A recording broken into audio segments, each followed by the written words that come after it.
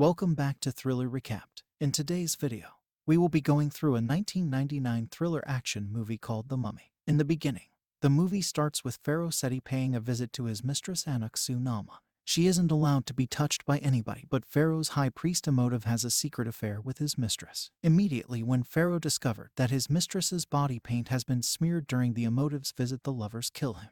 The Pharaoh's guards attempt to apprehend the killers, but after Anuk-Su-Naamun promises to resurrect him, she kills herself before the guards while the priest is dragged away. After Anuk-Su-Naamun's death, Emotive steals her body and heads to Hamon land. This is where he obtained the Book of the Dead armed with the grimoire and Anuk-Su-Naamun vital organs stored in 5 secret OPIC jars. Emotive attempts to retrieve his lover's soul from the dark underworld and return it to her body. However, just before they can complete the ritual, the Pharaoh's bodyguards interrupt the ritual, and this sends Anuk-Su-Naamun's soul back to the underworld.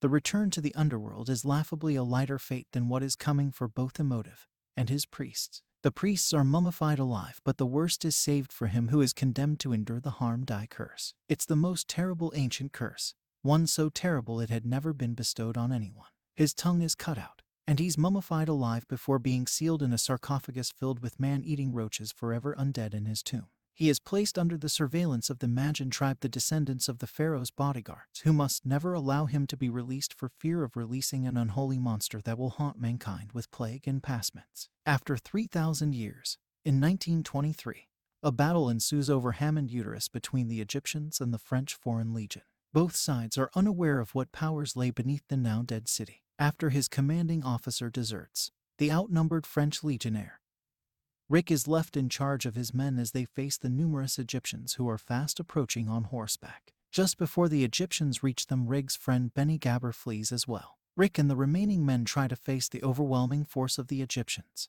but it is no use and they are easily overpowered. Those who weren't dead retreated. As Rick tries to seek refuge within one of the abandoned temples, Benny betrays him again and shuts him out. Rick tries to escape, but he is easily cornered by the Egyptians. He surrenders to them, but much to his surprise, they flee. As he wonders why this happened, the sand around him attacks him. Just before he manages to run away, a Emotive shape emerges from the sand. He manages to flee in the desert.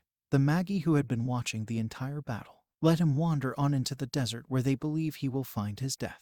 Their only concern is that Emotive has not been discovered. 3 years later, Evelyn, the Egyptologist working at the Museum of Antiquities in Cairo, causes chaos as she accidentally knocks over all the shelves in the library. Dr. Bay, the proprietor of the museum, tries to tear her down for destroying the library. He wonders why he keeps her there, but she reminds him it is because of her expertise. After telling her to clean the place up, Evelyn is distracted by Jonathan, who snuck into the museum. Coupled with the mess made and the revelation that she has been rejected by the scholars at Bembridge, she was in no mood for Jonathan, who has already messed up his own career. However, Jonathan cannot be denied as he has something of interest, a black box he got from thieves. Evelyn opens the box, which reveals a map to her, and it's considered a myth by scholars. When she shows it to Dr. Bay, he dismisses them and almost burned the map as searching for the city is a lost cause. Later, Jonathan takes Evelyn to a prison where they can find the man he stole the map from.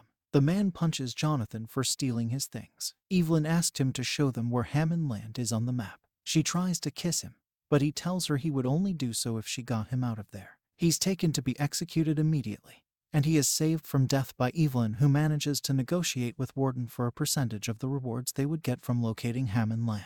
In the next scene, the group board a boat to their destination. Even though accompanied by the cleaner Jonathan, Evelyn still does not trust him. Later that night, Jay sneaks up on the boat while Jonathan is busy gambling. The men on board are revealed to be treasure hunters on the way to Hamon land secretly. The two groups spent $500 to bet on who would get to the city of the dead first. Rick joins Evelyn, who tells him that the real reason for the desire of wanting to go to the Hamon land is that she is after the Book of Amun-Ra. She later leaves and Rick finds his old friend Benny, only to realize that he is the one guiding the treasure hunters. After he throws Benny off the boat, he discovers wet footprints on deck. Seconds later, Evelyn is attacked in her room by a man who asks her for the map. She shows him the map, but she doesn't know what key the man wants. Rick saves her, but the boat is inadvertently set ablaze. They leave the items as Rick claims to know the way in his head. However, Jonathan manages to obtain the black box. They all jump overboard and swim to land. The next day, the group was stalked before marching out to Hamon land on camelback.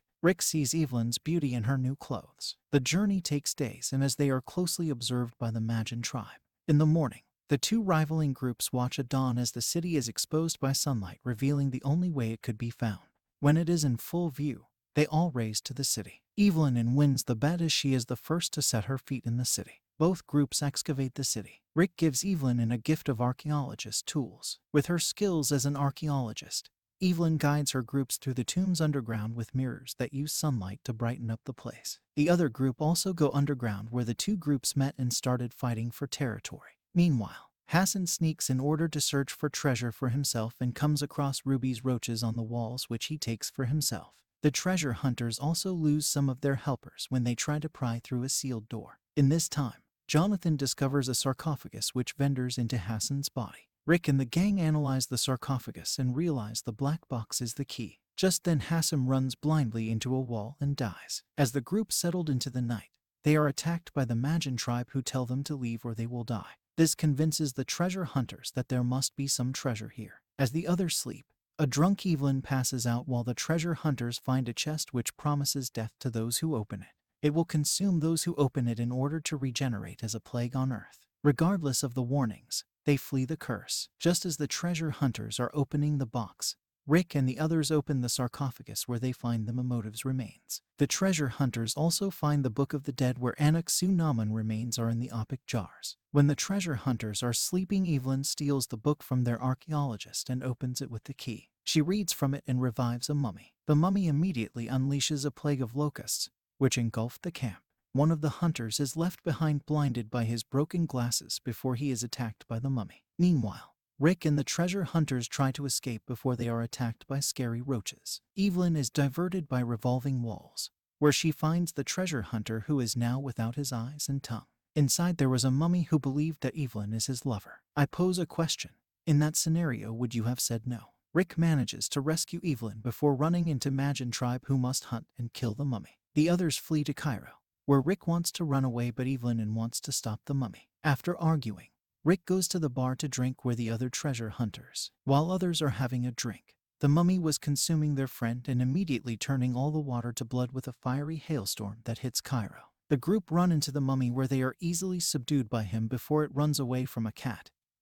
Evelyn takes the men to Dr. Bay for help where they found the Majin tribe there. They revealed that they have been preventing the mummy from returning for over 3,000 years, and they must stop him before he fully regains power from consuming the other treasure hunters. They also revealed that Emotive, who calls Evelyn by the Anuk-Su-Naamun, has picked Evelyn as the human sacrifice to be made to revive Anuk-Su-Naamun. Rick decides to find one of the treasure hunters before the mummy gets to him. He leaves Evelyn in the other men's custody before running into Benny at the treasure hunter's house. He tells him that Emotive is also looking for both the Book of the Dead and Evelyn. At that moment, Emotive consumes the men before releasing a plague of bees towards the city. He returns to the museum where he consumes another treasure hunter. Rick manages to return with a cat before he takes Evelyn. So mummies are afraid of cats. That explains why my mom doesn't like our cat pet. Later on, Evelyn comes with a plan to kill Emotive with the Book of Aman-Ra.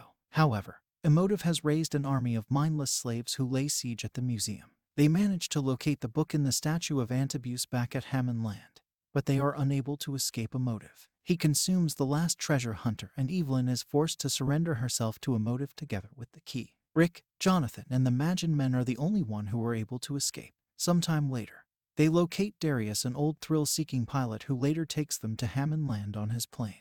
They are however interrupted by Emotive, who causes a plane crash with a massive sandstorm that kills the only pilot. Believing they are dead, Emotive returns to the temple. While Emotive was preparing Evelyn for the sacrifice, he realizes Rick and the others survived the plane. He revived some of his priests to attack the group who are now in the temple as well. While this was happening, Benny used this opportunity to steal gold. Meanwhile, Rick finds the Book of Aman-Ra. One man of the Majin tribe sacrificed himself so that Rick can escape in order to stop the ritual. Rick and Jonathan manage to arrive just before Emotive completes the ritual. Afterwards, Rick kills the priests and frees Evelyn. Emotive revives dead palace guards to fight Rick. Evelyn is also forced to battle Anuk-Su-Naamun while helping Jonathan take control of the guards. Using the Book of Aman, he commands them to kill Anuk-Su-Naamun. Before Evelyn is able to read the book, Emotive is already immortal. Rick is forced to stab him. He falls into a pit of the undead and they consume him.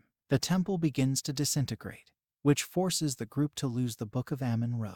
Benny, who returned to the temple in order to steal more treasure, is trapped inside before being engulfed by a swarm of roaches. In the final scene, Rick and his group are able to escape just to watch the temple crumble. They are surprised to find the Majin leader alive. He thanks them for their help before leaving. Jonathan laments that it was an adventure that saw them return empty-handed, but Rick disagrees by kissing Evelyn to show Jonathan that he was the only one who is going home empty-handed.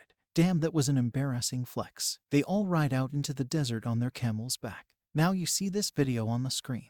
This is a video that YouTube thinks it's suitable for you, and in most cases they are never wrong. Click it now before it disappears. Anyway, subscribe now, and if we get to 50k likes, I will make a part 2 of this film. Until then, stay thrilled.